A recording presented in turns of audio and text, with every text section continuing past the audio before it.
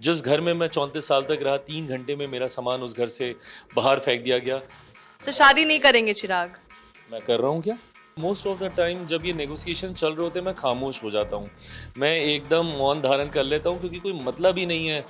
क्या मानते हैं कि राजनीति में बाहुबलियों की जरूरत है, क्योंकि आपके पार्टी में रहे हैं बाहुबली और हैं भी। मैं कतई उन युवा इनसिक्योर नेताओं में से नहीं हूँ जो कि अपने सामने अपने कंपटीशन तैयार हो जाएगा, इस सोच की वजह से युवाओं को आगे नहीं लाने देना चाहते। को सुनने में जो आ रहा है कि अरुण भाटी को आप आगे कर रहे हैं डिप्टी सीएम के लिए, सच है? घर अभी बना नहीं है, कमरे पहले से ही बढ़ने के लिए तैयार हो गए।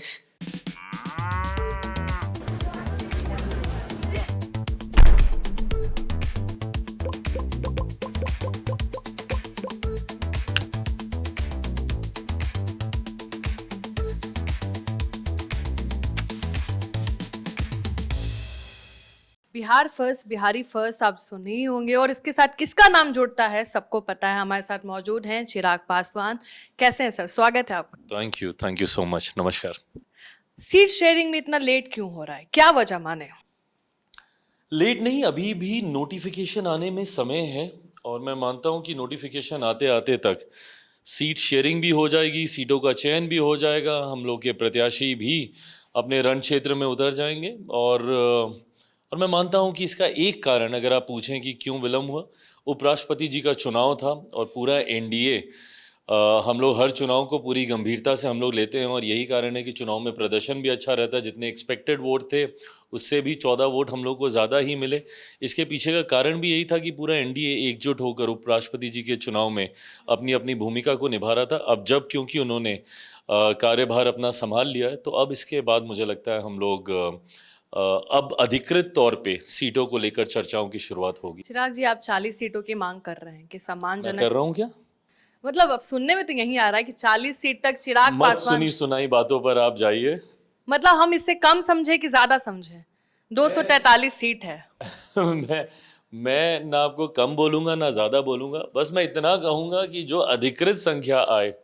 होता क्या है ना, कयासों को लेकर इतनी चर्चाएं हो जाती हैं जो बिना मतलब की कंट्रोवर्सी और क्रेडिबिलिटी दोनों पे सवाल खड़े कर देती हैं। कंट्रोवर्सी अगर मैं इन अनौपचारिक चर्चाओं को अगर मैं हवा दूं और उस पर मैं बयानबाजी कर दूं तो मेरे गठबंधन में कंट्रोवर्सी शुरू होगी। क्रेडिबिलिटी इसीलिए क्योंकि जहां जिन सोर्सेज से ये आती हैं और जब अखबारों में छपती हैं, मीडिया में उठाए जाते हैं और कल को उसके ठीक विपरीत कुछ और आंकड़े सामने आते हैं। For example I tell you कि लोकसभा चुनाव के दौरान 2025 में ये कह के कन्विंस कर दिया गया था कि मुझे 2 से ज़्यादा सीटें नहीं मिलेंगी। मैं भी कन्विंस हो गया था कि भाई हो सकता है शायद मुझे 2 से ज़्यादा ना मिले, क्योंकि मैं अकेला सांसद हूँ, अपनी पार्टी का 2 भी मिल गई तो मेरी तो 100% सीटें बढ़ गई, है ना। उसके बाद मुझे मिली कितनी? 5 सीटें मिली। सर्वेज में अभी तक के आप सारे निकाल लीजिएगा, अधिकांश 2014 से लेके अभी तक अधिकांश सर्वेज में दिखाया जाता था मुझे कि मैं मात्र 2 सीटें जीत रहा हूँ। 14 में 2, 19 में 2, और वो भी कौन सी 2? पिता पुत्र की बस सीटें। मैंने 19 में मैंने 6 की 6 सीटें मैंने जीती, 14 में मैंने 7 में से 6 सीटें मैंने जीतने का काम किया। तो ये क्या है ना, जब ये कयास चलते होते हैं ना, ये कुछ नहीं, ये आपको भ्रमित करते हैं। इवेंचुअली मैटर ऑफ टाइम की बात है, 10 एक दिन में संख्या आपके सामने होगी, उस संख्या पे हमको घेरिएगा, हमको भी मजा आएगा सवाल का जवाब देने में। अरुण भाटी आपके पार्टी के सांसद हैं, आपके परिवार से भी हैं, बीच बीच में ट्वीट करके प्रेशरवा काहे बना देते हैं कि हम जब अकेले चुनाव लड़े थे तो इतना परसेंट लेके आ गए थे, अगर इतना मिलेगा तब तो हम इतना भी ला सकते हैं। बीच बीच में आप ही बोलते हैं क्या कि बीच बीच में थोड़ा सा प्रेशरवा डालते रहो? ये प्रेशर की बात नहीं, अब ये वही है, ये उन सवाल उस कयास के आधार पर जब सवाल पूछे जाते हैं तो पार्टी की तरफ से अपना पक्ष मजबूती से रखने का काम हमारे जमुई के सांसद मेरे जीजा जी अरुण भारती जी के द्वारा ये किया जाता है। और मुझे इस बात का एहसास होता है, आपने मुझे देखा होगा, मैं मोस्ट ऑफ द टाइम जब ये नेगोशिएशन चल रहे होते हैं मैं खामोश हो जाता हूँ। मैं एकदम मौन धारण कर लेता हूँ क्योंकि कोई मतलब ही नहीं है। सूत्रों के हवाले से आपको 18 सीटें तो 20 सीटें तो 22 सीटें तो 25 सीटें, इस पे आपको क्या कहना है नहीं कहना है।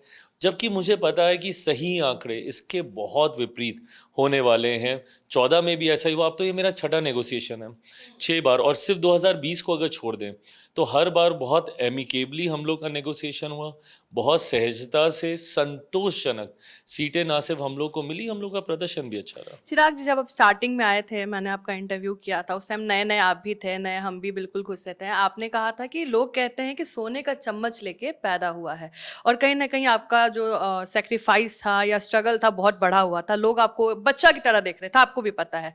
अभी आपसे लोग डरते हैं।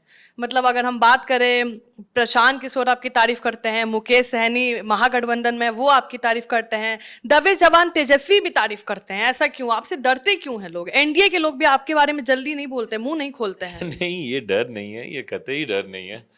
आप मेरी छोटी बहन की तरह हैं, इसलिए मैं आपको बोलूं, ये कई बार आप खुद अपने लिए एक लकीर तय करते हैं कि कौन कितनी मर्यादा लांघ सकता है। मैंने हमेशा उस मर्यादा की लकीर को बरकरार रखा। मैंने कभी भी गरिमा से नीचे जाकर किसी के बारे में अपशब्दों का मैंने इस्तेमाल नहीं किया। मैंने कभी भी किसी से व्यक्तिगत तौर पर कोई ऐसी दुश्मनी, उनके ऊपर व्यक्तिगत प्रहार कर कर नहीं ली, ताकि कल को मैं उनसे जब नज़रें मिलाऊं तो मैं असहज हो जाऊं। इसीलिए मेरे संबंध, आपने तेजस्वी जी का जिक्र किया, वो मेरे छोटे भाई हैं, वो क्या, वो पूरा परिवार। राजनीतिक मतभेद एक तरफ, आज की तारीख में हम लोग एक दूसरे के ऑपोजिशन में हैं, बट राबड़ी जी मेरी माँ है, मीसा दी मेरी बड़ी बहन है, इसको कोई नहीं झुटला सकता है। प्रशांत जी मेरे मित्र हैं, इसको भी कोई नहीं झुटला सकता है। तो ऐसे में ये वो मर्यादा का सम्मान करना है।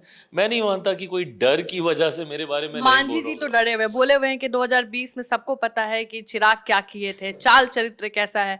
मांझी जी कहाँ इतना भड़के रहते हैं आपसे? हमको नहीं पता, शायद हमारे ग्रहों में ही कुछ ऐसा है कि हमारे सारे चाचा हमसे नाराज हो जाते हैं। हम प्रयास करेंगे अपने में सुधार करने की कि चाचा लोग हमसे नाराज नहीं हो, बट वो मुझसे बहुत बड़े हैं, बहुत आदरणीय, सम्मानित है। उनकी नाराजगी मेरी सर आंखों पर, मुझे उनसे कतई 1% किसी तरीके की ना कोई नाराजगी, ना किसी तरीके का कोई विवाद। रामविलास पासवान के आप बेटे हैं, और काफी बड़ा नाम है ये। इसका फायदा ज्यादा मिला है कि नुकसान ज्यादा मिला है? मुझे नहीं पता। देखिए, हर चीज़ के अपने अपने पक्ष विपक्ष दोनों होते हैं। कहा जाता है जब आप किसी बड़े परिवार में जब आपका जन्म होता है तो आपके लिए चीज़ें आसान हो जाती हैं, नेपो किड आप हो जाते हैं, और आपको वही चांदी का चम्मच, सोने का पालना, जो जो फलाना ढिमकाना, जो जो कहा जाता है। बट वहीं फिर हर किसी की एक अपनी स्ट्रगल होती है। मैं ये मानता हूँ कि हर किसी को अपने जीवन की विपरीत परिस्थितियों का सामना खुद ही करना होता है। भले आप कितना चांदी के पालने में आप पले बड़े हों, कितनी आपको सुख सुविधाएं मिली हों, जो जो कुछ मुझे मिला था, जो एक समय में मैं मानता था या लोग कहते थे अरे इसके पास तो सब कुछ है, बट फिर सब कुछ छीन भी लिया गया ना।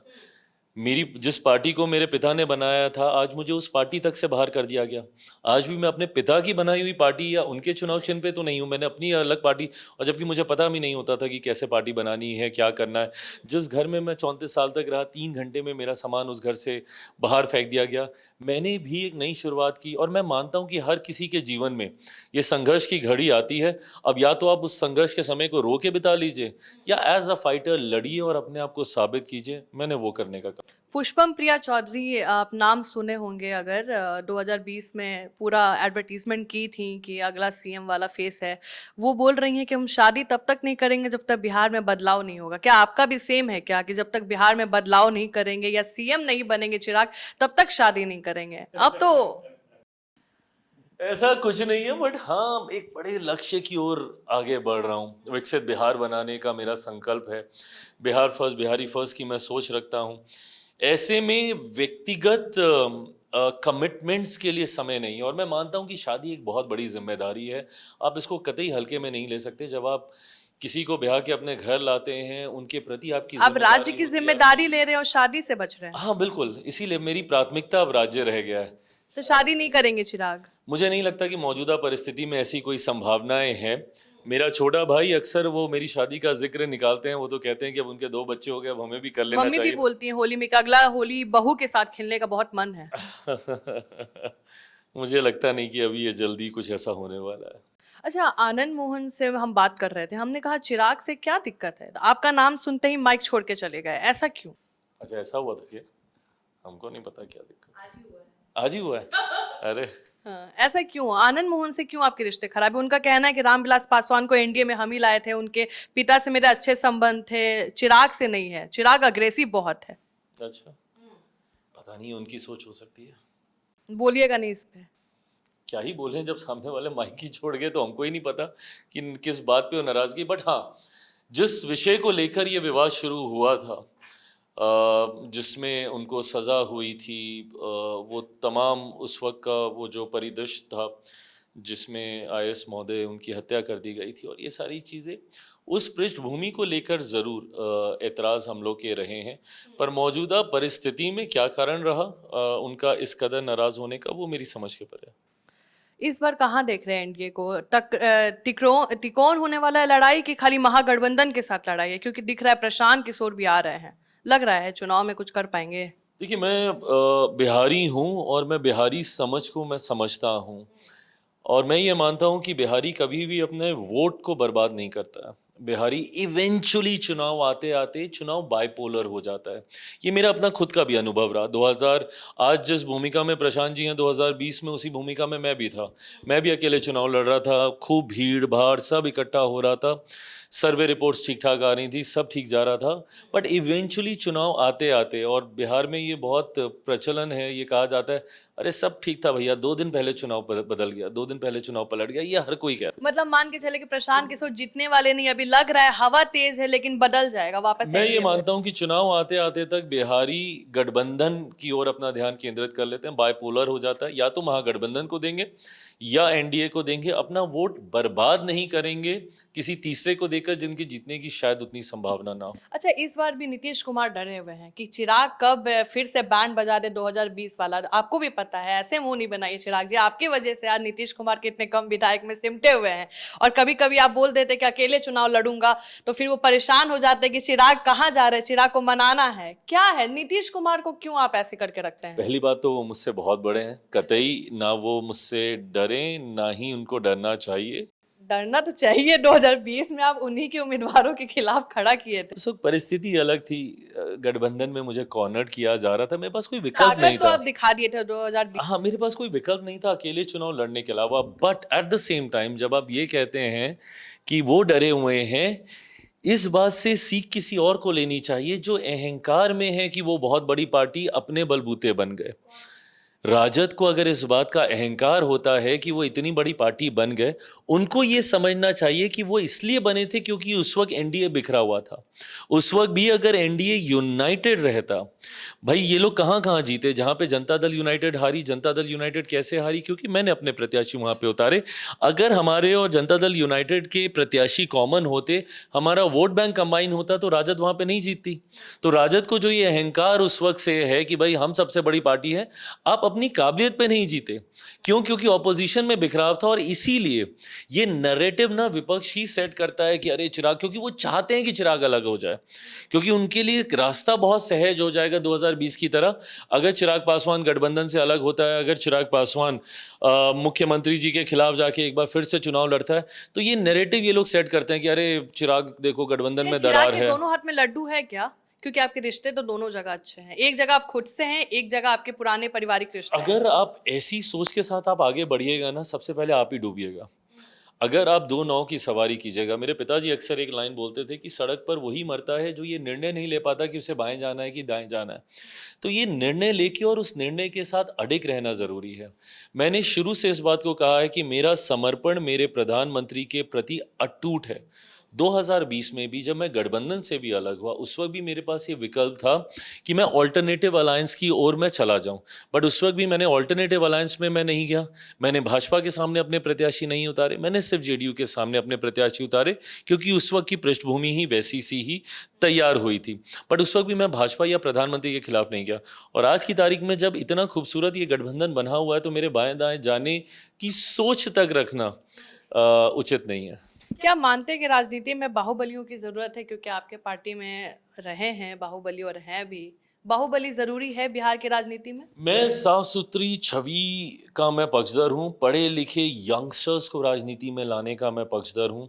मैं कतई उन युवा इनसिक्योर नेताओं में से नहीं हूँ जो कि अपने सामने अपने कंपटीशन तैयार हो जाएगा, इस सोच की वजह से युवाओं को आगे नहीं लाने देना चाहते।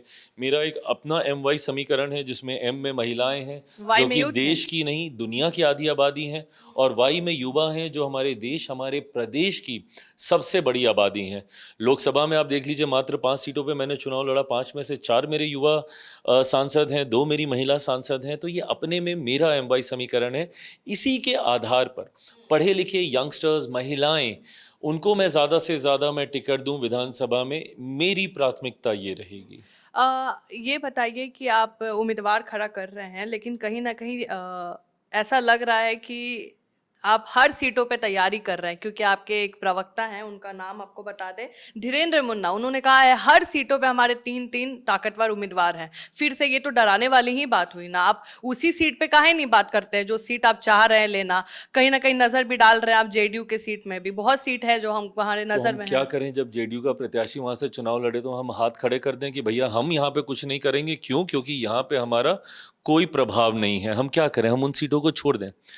हैविंग सेड दैट, अब ये विपक्ष का नैरेटिव जो ये लोग सेट करते हैं, अब जब यही बात मेरा छोटा भाई कहते हैं, जब तेजस्वी जब ये कहते हैं कि हम 243 सीटों पे तैयारी कर रहे हैं, तब वो कांग्रेस को आंख नहीं दिखा रहे हैं। नहीं दिखा रहे, वो तो दिखा ही रहे, उनकी अभी ऑल इज वेल नहीं है। जब हम या हमारी पार्टी से कोई ऐसा कह दे, देखिए आज की तारीख में जब आप गठबंधन में हैं तो आपको सब सीटों पे आपको तैयारी करनी होगी। क्या लाभ मेरा गठबंधन में रहने का अगर मुझे भारतीय जनता पार्टी का ही वोट ना मिले या जनता दल यूनाइटेड का ही वोट ना मिले? एट द सेम टाइम क्या लाभ मेरा गठबंधन में रहने का अगर मेरा वोट भारतीय जनता पार्टी या जनता दल यूनाइटेड के प्रत्याशियों को ना मिले? तो ऐसे में that would be extremely selfish of me कि मैं सिर्फ उन्हीं सीटों पे ध्यान केंद्रित करूं जहां पे मेरे प्रत्याशी चुनाव लड़ रहे हैं। रादर मुझे उन सीटों पे ज्यादा मेहनत करने की जरूरत है जहां पे जनता दल यूनाइटेड या Bhajpa, for that matter Janata Dal United के जहां पे प्रत्याशी लड़ रहे होंगे, वहां पे मुझे ज्यादा मेहनत करनी होगी, ताकि कल को कोई इससे फिर तो डर लगेगा ना, फिर से डर लगेगा कब चिराग का मूड स्विंग हो जाए, कब चिराग खड़ा कर दे। नहीं। देखिए मैं गठबंधन में अगर हूं तो मैं ईमानदारी से हूं, नहीं तो गठबंधन से बाहर जाने का विकल्प तो मेरे पास हमेशा है ना। आपसे डरने का रीजन गठबंधन है में चिराग, आपसे रहकर डरने का रीजन है चिराग, क्योंकि आप जनरली बातों को बिल्कुल बेबाकी से सामने रखते हैं। आप नहीं देखते आप कौन से आपने कहा कि मुझे वो शब्द हम यूज नहीं करेंगे, बहुत ज्यादा हाईलाइट हो गया, आप परेशान हो गए थे कैसा लॉ एंड ऑर्डर चल रहा है। बहुत बातों पे आपने ये भी कहा था 7 निश्चय को लेकर कि बहुत बेसिक चीज है जिसके लिए आज हम लोग खुश हो रहे हैं कि ये काम हो रहा है, ये बहुत बेसिक है। इलेक्ट्रिसिटी, वाटर, हेल्थ, अगर एजुकेशन की बात करें तो आपसे लोग डरेंगे ना, आप ऐसा बात करिएगा। लोग चाहते हैं कि चिराग मीठा मीठा बोले और आप ऐसे बोल देते हैं। तो वो हो नहीं ना, मैं बाय नेचर मैं वैसा व्यक्ति नहीं हूँ। 21वीं सदी का पढ़ा लिखा युवा हूँ, देश दुनिया घुमा हुआ लड़का हूँ। ऐसे में मैं जानता हूँ कि बिहार और बिहारियों की क्या क्षमता है, हम लोग कहाँ से कहाँ तक जा सकते हैं। आज हम ही लोग गर्व से बोलते हैं ना कि भैया सबसे ज़्यादा IAS IPS ऑफिसर्स बिहार से आते हैं, बिहारी होते हैं। आप मीडिया हाउसेज में चले जाइए, बड़े बड़े पदों पर आपको बिहारी मिल जाएंगे। बिजनेस हाउसेज में चले जाइए, CO CFOs आपको बिहारी मिल जाएंगे। तो जब बिहारी इतना आगे, मेरा बिहार इतना पीछे क्यों छूट गया?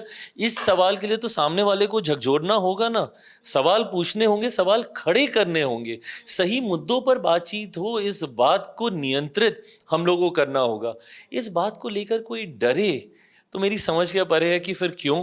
But at the same time मैं जरूर बोल दूं, मैं भीतरघात करने वालों में से मैं नहीं हूं। मेरे में इतनी हिम्मत है कि कल को असहज होगा या मेरे हिसाब से नहीं होगा, मैं गठबंधन से अपना बोरिया बिस्तरा समेट के मैं बाहर चला जाऊंगा, जैसे मैंने 2020 में किया।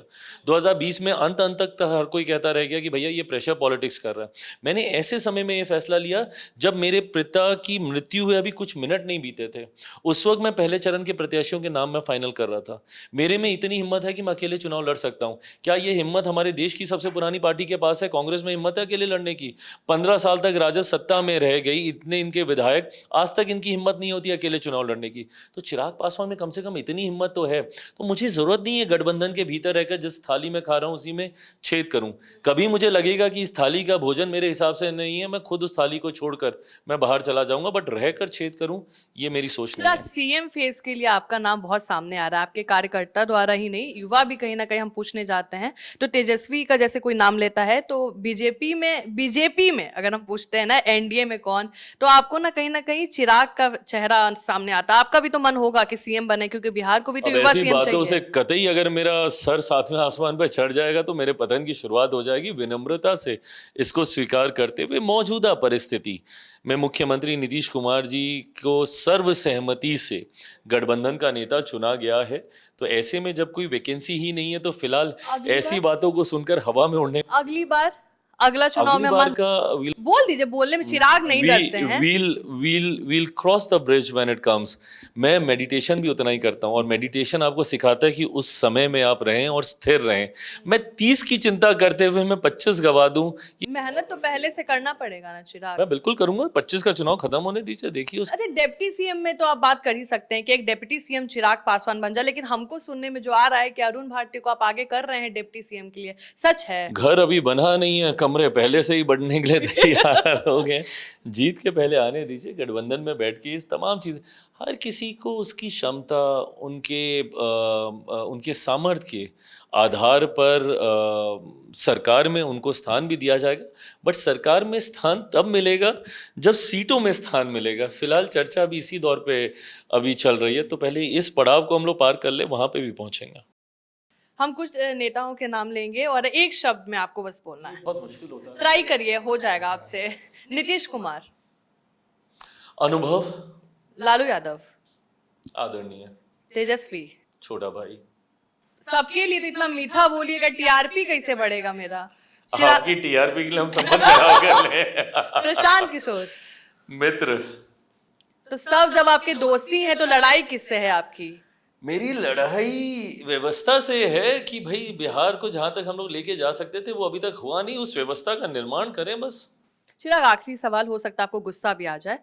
पशुपति पारस अपने बेटे को चुनाव लड़वा रहे हैं और महागठबंधन से सुनने में आ रहा है कि उनकी बात पक्की हो गई है। क्या कहीं ना कहीं चुनौती खड़ा करेंगे? क्योंकि कहीं ना कहीं आपके बारे में बयान भी दे रहे हैं कि आप गलत शब्द का प्रयोग करते हैं, गाली गलौज करते हैं, और ऐसी बातें उन्होंने मीडिया में कही भी है, आपको भी पता है, प्रिंस ने कही है। और अब चुनाव में भी कहीं ना कहीं पशुपति पारस के बेटे मुस्कान भी शायद चुनाव लड़ने जा रहे हैं। क्या कहिएगा? वो मेरा छोटा भाई नहीं, मेरे बेटे के समान है। उसकी मेरी उम्र में बहुत फर्क है। ऐसे में मैं उससे लड़ाई लड़ूंगा? उसके लिए बहुत सारा प्यार और आशीर्वाद। चलिए, प्यार से निपटा दिए चिराग पासवान। आपको ये इंटरव्यू कैसा लगा हमें जरूर बताएं। फिलहाल के लिए इतना ही।